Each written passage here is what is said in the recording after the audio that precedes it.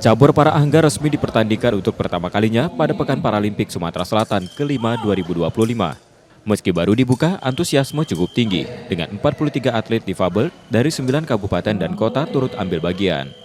Dari gelaran ini sudah terlihat potensi atlet yang dinilai mampu berkembang dan meraih prestasi lebih jauh di tingkat nasional maupun internasional jika dibarengi program pembinaan yang berkelanjutan. Melihat potensi yang sekarang, saya sangat berharap dan Pak Rian juga berharap kita makin meningkatkan lagi sumber daya atlet nasional. Sementara kita mendapat 5 perunggu di Peparnas tahun kemarin. Dengan inilah inisiatif Pak Rian ingin mengembangkan lagi supaya atlet-atlet andalan akan timbul dari Sumatera Selatan. Para atlet berharap kejuaraan serupa bisa lebih sering digelar di masa mendatang. Lumayan susah, ada enggaknya.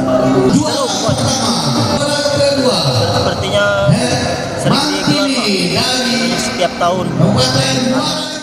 Untuk teknis pertandingan, regulasinya hampir sama dengan anggar pada umumnya. Hanya saja para atlet difabel bertanding di atas kursi khusus yang disiapkan.